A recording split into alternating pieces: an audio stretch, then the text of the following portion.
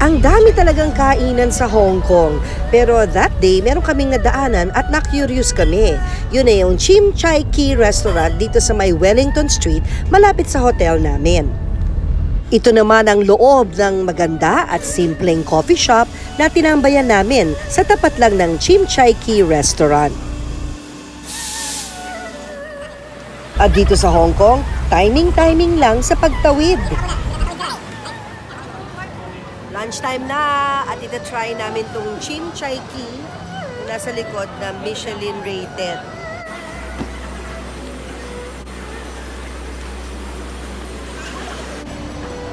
Pila!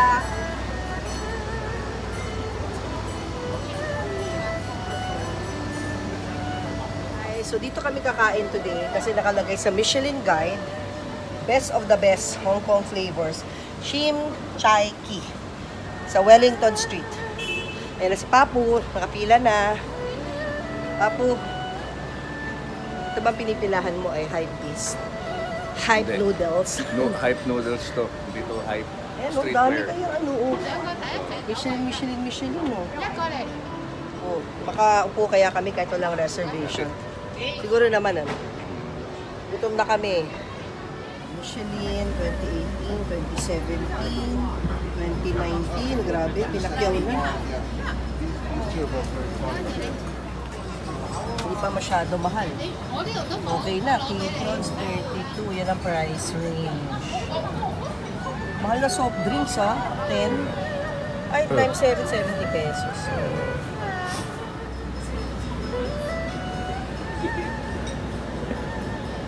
This highly regarded simple noodle shop may be here since 1998, but it's still looking good. The staff are as bright as their aprons.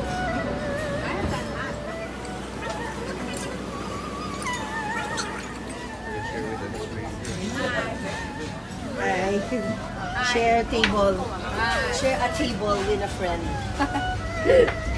Four seating kasi. Okay. Alright. No problem. Hi. Morning.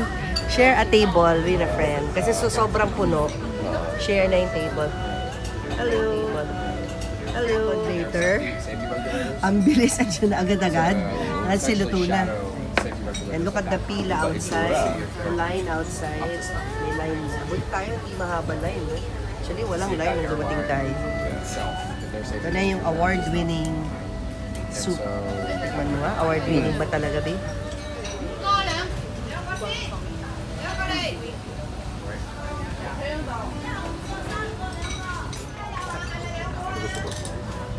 Ako naman naman. Ayan na si ate. Mukhang ito na yata yung order ko. Dadating na. Ayan. Another second later. Thank you, prawn ball. Thank you. Ayan na, yung sa akin naman. Laki ng prawn ball. Roll. Matikman nga itong Michelin star na ito. Na prawn ball. Sabaw mo na. May kakaiba siyang lasa, no? Di ba? Oo. Iba yung ano, pinaghugasan. Ito na. Hindi ko ba ito pupunasan ng tissue muna? Alam mo naman tayo Pilipino. Hingi tayo ng hot water. Wala, hindi uso. Hot water, babado na natin. Okay. Ngayon ako, tusukin ko na lang. Yan na. Hindi ko kaya. Mamaya na. Mainit. Minutes later, Bruce Lee. Patibay ka, gusto mo kumain. Baka pwede na, baka hindi na mainit yung noodles at saka yung prawn ball. Pwede ko nang matikman. Siyempre, ang laki, hindi kaya ng chopsticks. Kailangan tusukin na lang. Tusok-tusok the fish ball. The prawn ball. Here goes.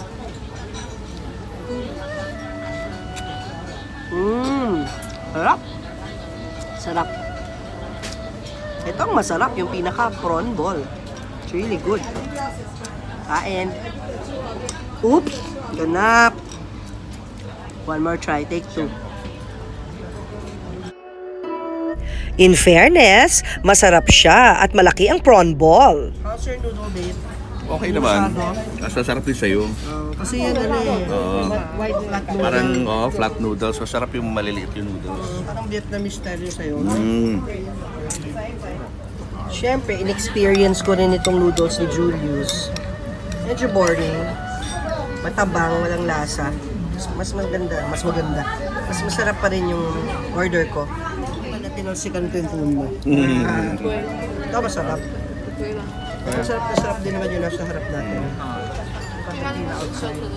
Ito na lang. Sweet nila. Okay, sabi ni Bruce Lee, patikim. Ayan na. So, one more try. Second prawn ball. Looks good.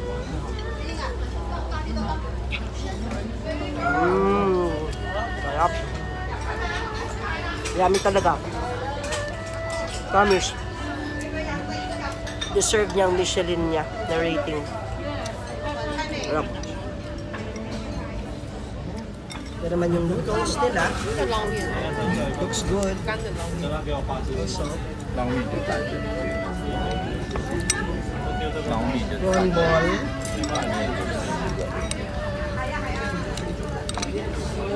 Yeah. Ito. Sa sobrang laki, hirap ang chopsticks. Huge prawn ball.